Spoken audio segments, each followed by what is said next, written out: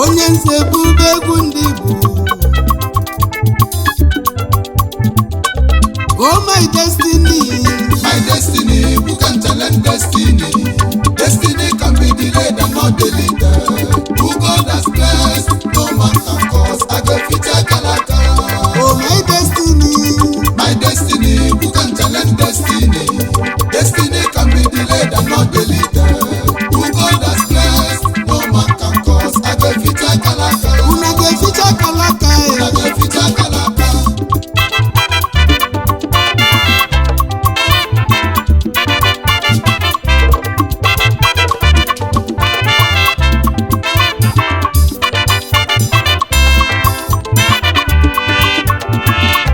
Ifula Akalaka Chukwu nyelu mmadụ, mmadụ apụrụ ificha eficha. Ifulu destiny, it can be delayed but never deleted. Onye si na ngozi Chukwu adịrị ebube, onye mụ ngozi Chukwu balụba. Sọ ngozi Chukwu pụrụ ime gị ọgaranya, ọ dị enwe ntụpọ.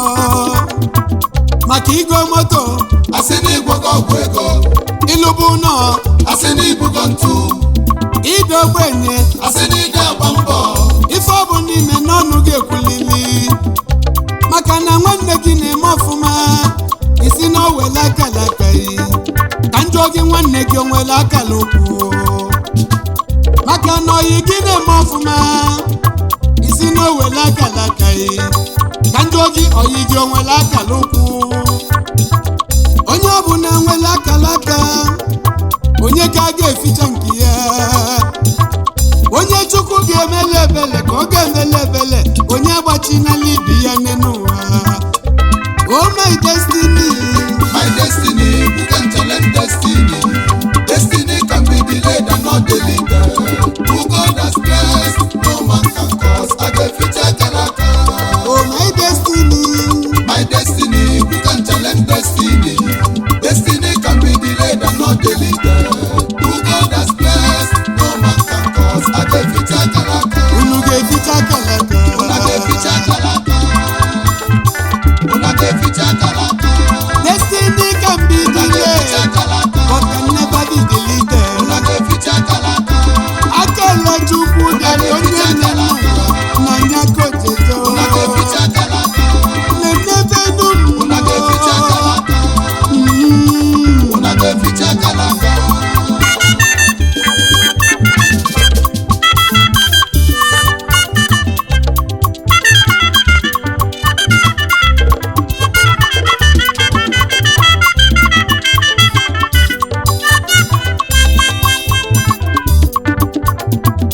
Anyị ejebuli Ancient Kingdom, ka ndị ekene nkwa Chukwu kwelu ndị Igbo.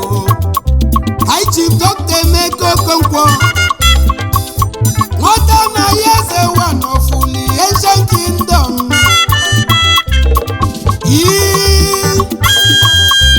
Electronic money, bullion fund ndị Igbo. Kenelu m lolo Juliet Okonkwo, ugegbe odogwu, ugegbe nwata na ya eze. Nwata na ya eze. Watana yeze. E-money, Imonu onye nnukwu ego. electronic money, Watana yeze. Babanku, Imonu onye nnukwu ego. ọkwa ndị bụ CEO, Watana yeze. Chairman, Chief Executive Imonu onye Officer, nnukwu ego. 5-star group, Watana yeze. nwata na ya eze na Imonu Nuri. onye nnukwu ego. E-money, Watana yeze. bullion fund ndị Imonu onye nnukwu ego. Kwa Chukwu kwelu ndị Igbo. Watana yeze. Nwata na ya eze. Imonu onye nnukwu ego. My billionaire friend, Watana yeze. my billionaire Imonu brother, onye nnukwu ego. papa nnukwu ego. Watana yeze. Nwata na ya eze. Imonu onye nnukwu ego. Anyị jenu n'amike, Prince Ikenna Akosim, aka ekpuchi ọnwa n'amike. Ezi mmasị ụmụ duru ewuru n'amike Autonomous Community. Cashman, King Cash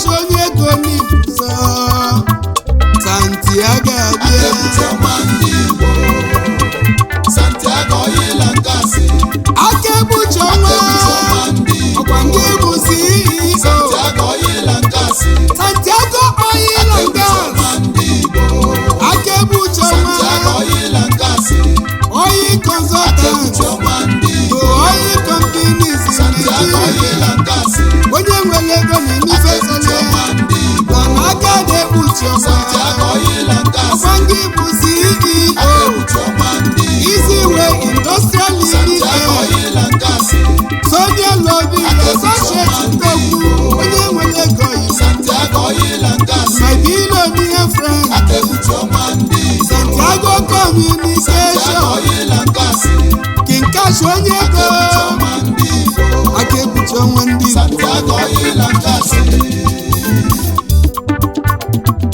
anyị ejebe n'ala Ife Chief Henry Ike Mmeriwo Ife one of ala Ife ọnwa niile ti eti ọnwa of Ife Kingdom ọnwa kenelu m ụlọ nọ gị lọlụ mmeri ya mụtiki Mmeriwo isi ya apụ na mụ lọlụ odogwu n'ibuso ọnwa n'ala Ife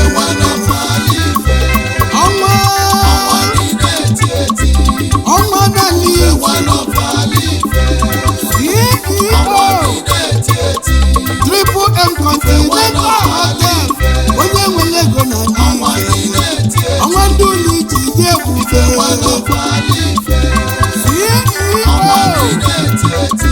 Mary International Limited onye ego na Ife n'ala Ife ezi nwa mmeri nwanne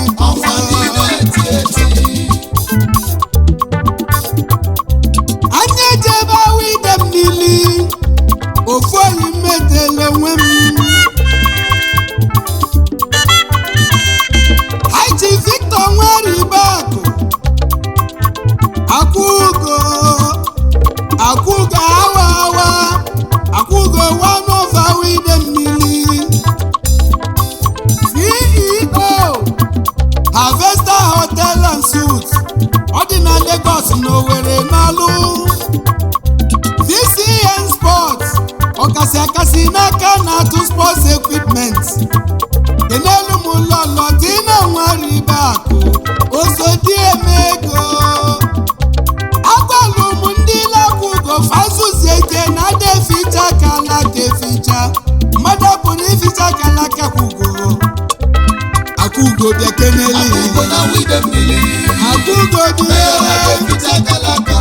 ofu mmadụ ukwu ji fichekwu dị banye mmiri na wide Chukwu ji dị ficha gbata bịanye mmiri Akwụgo awa ya ka wide ji desi akanye echie gị meyo anaza meyo na nkịtị ifeonye melu kọjide nwata na bụ nwata na n'ogbulu Akwụgo na wide VCA Sports onye ego my billionaire friend asị na ilu na ọbụlụ nwanne Akwụgo awa agbalụ m ndị lofasizi ike o nwere ebe ị ga-achụkata eficha Akachukwu na ijesi ezuzi ike rana Akwụgo kọyaba mmadụ pụrụ ificha Akalaka onye bilibili my billionaire friend Akwụgo njem ọnụ egwu ndị Igbo na-ekwunye elihi Akwụgo awa Akwụgo liba n'inwere ọdịda Akwụgo liba n'inwere anyị ejebe Ojoto isi mmiri Chief Kennedy Okonkwo nwachi na-emeli ife ka izizi n'Ojoto CEO Victoria Crest Homes Citadel Views Estate ofu onye ji real estate wee kalisia kenelu m lọlọ gị lọlọ Ichechi Okonkwo ụsọ dị ya CEO of Lagos ọmamma nwanyị ọma nwachi na-emeli ife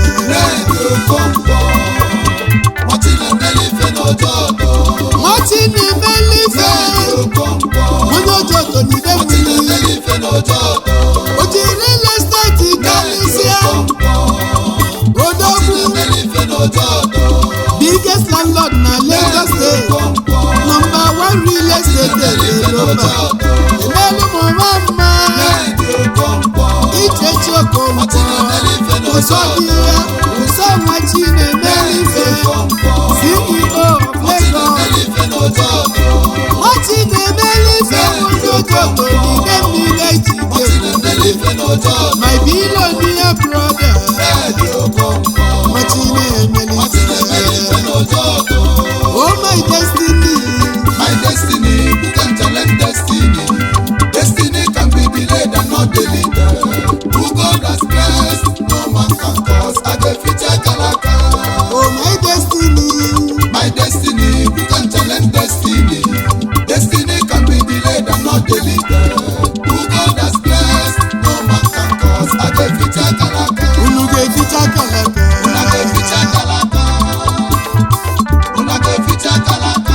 destiny can be delayed but can never be deleted Akala Chukwu dere onye nna na nyakojeje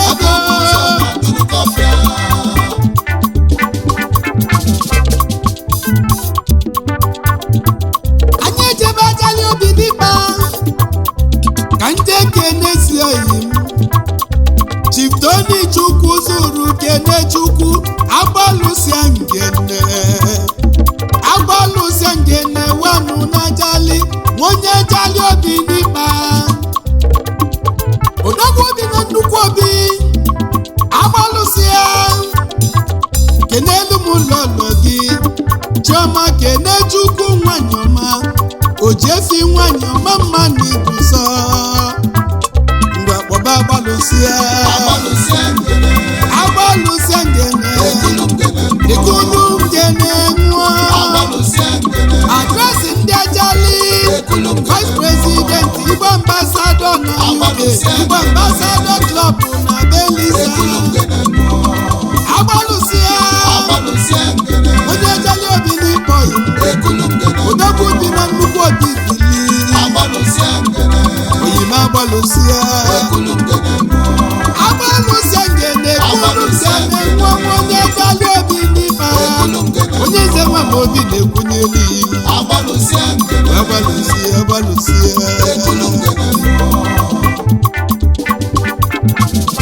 ọkwanụ mmadụ keji ama obodo onwere onye ji malụ ndị Owere ọlụ chifu Nnamdi Ọlụọha odogwu si ndị Owere ọlụ mmiri na-ezolọrọ mmiri zozo ka mgbani ju oyi n'ọkọchị erika mmiri wanụ na ndị Owere ọlụ onye eze nwa Amobi na-ekwu n'elu ọkwa nke bụ CEO Aishota app onye ego mmiri n'ọlụ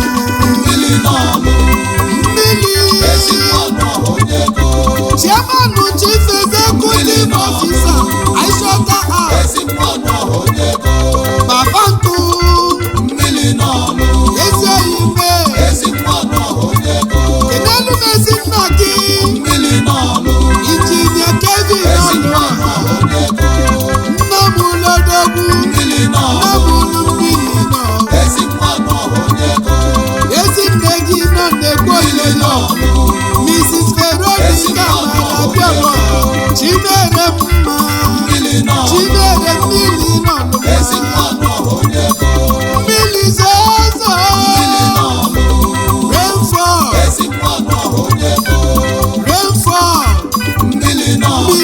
ọzọ n'idusa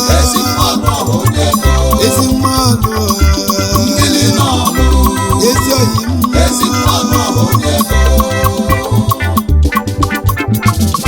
Maswelu oke nini nwonye ụmụahịa dike dị masị onye ego n'igadi Atlanta Georgia ka ibi ebi onye nwere ego yiwu nwoke malụ mma ka nwanyị bịafụ mmanya ezi nwoke nini masị onye ego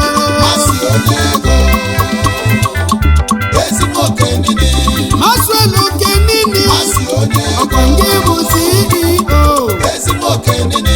Mascom Group of Companies ezi nwoke nini odogwu jela Atlanta Georgia wewe bulike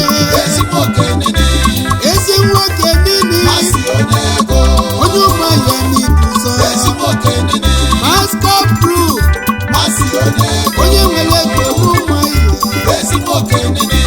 ọga kpatakpata onye ụmụahịa n'ibuso nwoke nini bịafụ mmanya onye ego oh my destiny who can challenge destiny can be delayed and not delivered who God has blessed no man can cause I get future Akalaka oh my destiny who can challenge destiny can be delayed and not delivered who God has blessed no man can cause I get future Akalaka unu ga-eficha Akalaka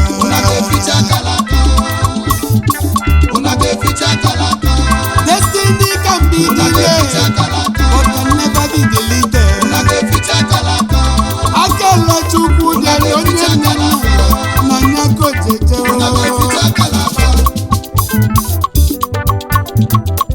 anyị ejebe ahịa azụ Mbaise Chief Chukwuemeka Nyaọha ofu nwa eme Mbaise imoni in Europe ezi nwa si apị n'ụmụ ọkirika n'ahịa azụ Mbaise pụtụ ụwa ofu nwa na Mbaise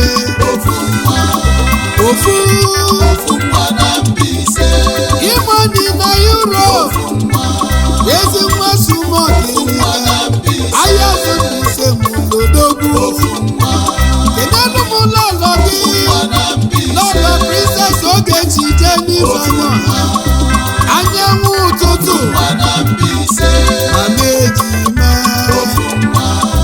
nwunye imoni n'Europe nwunye ofu nwa na Mbaise CEO Charles FF Global Nigeria Limited onye Mbaise si oyi ahịa azụ Mbaise eje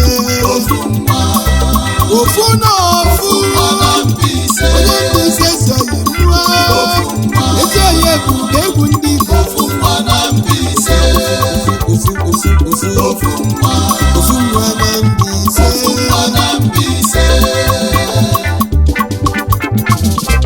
anya eje ebe ọdagba na-eche na Rivers Steeti ka nke n'ezi oyi eze good news onyibo oyi nwogwu alili elimba wa n'afọ dagba onye chebi bodogwu CEO Glorious Newness Nigeria Limited onye nwere ego na-eche baba alili elimba agụchukwu n'ọdagba alili elimba isi baba n'ọdagba na-eche ezi oyi mụ bịaba kenelu m lọlọ Chidimma bisi nwoke ọdụkọ nọmba nwa electric woman television ya ada controller nwunye alili elimba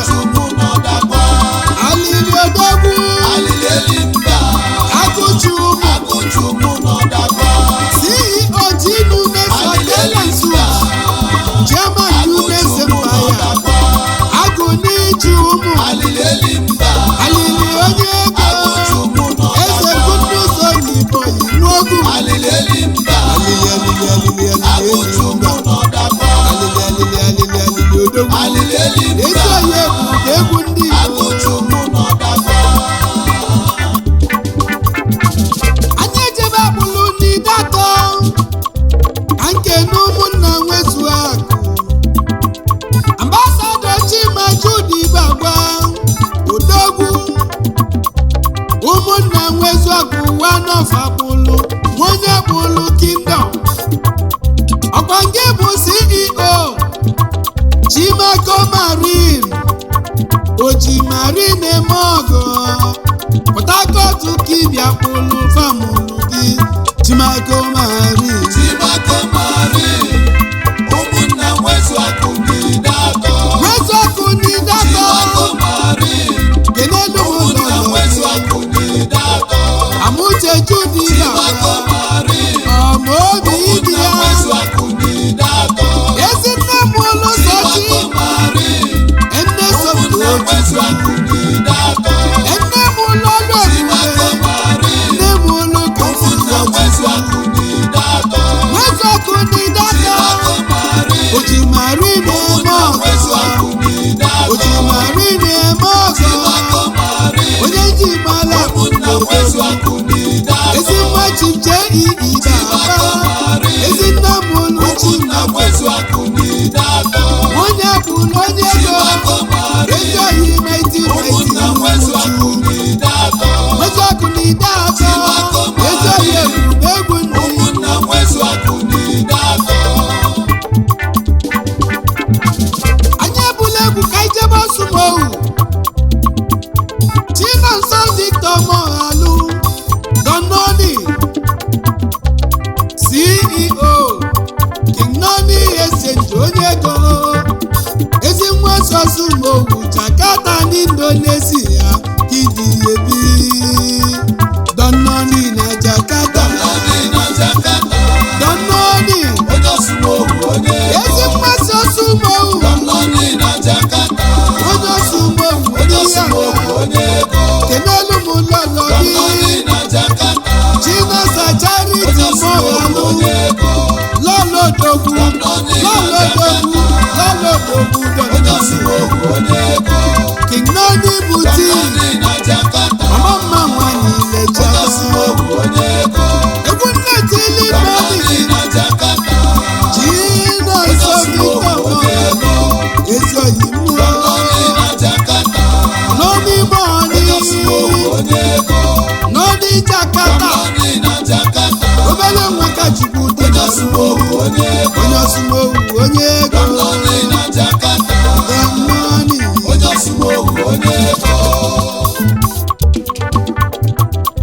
ka ndị ekene first class igwe eze ma na ogechi site n'afọ nne ya His Royal Highness eze injinia Ezugo nwoke igwe azụrụ medi second of Okoroduru Kingdom onye isu LGA mekwe igwe azụrụ medi second His Royal Majesty isi bụ mba dị second alụsị eji forklift His Royal Majesty nna gị mụrụ gị ọ gosiri n'ịga bụ eze si Royal Majesty His Royal Majesty medi second Estesi Bodo Royal Majesty Royal Majesty medi second isi bụ mba Royal Majesty isi bụ mba n'Okoroduru Kingdom isi local gọọmenti Royal Majesty Oh my destiny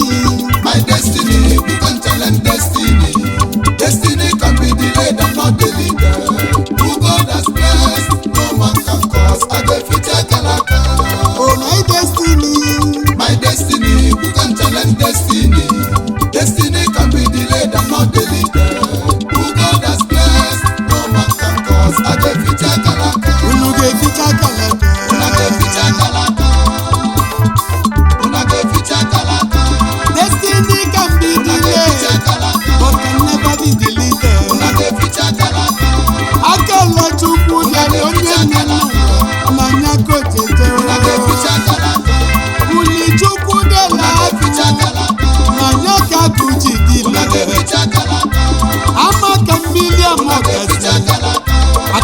n'ọdịa na una ga-eficha Akalaka, akala chukwu nyelu nna ga-adịlị nna nke onye elu nwa ga-adịlị una nwa ga-eficha Akalaka, ịpụta imelu nke ihe una ga-eficha Akalaka, onye ọma mpụta mmelu nke mmụọ una ga-eficha Akalaka, na-enebe dum una ga-eficha Akalaka, una ga-eficha Akalaka, na-eficha akala ga-eficha una ga-eficha Akalaka.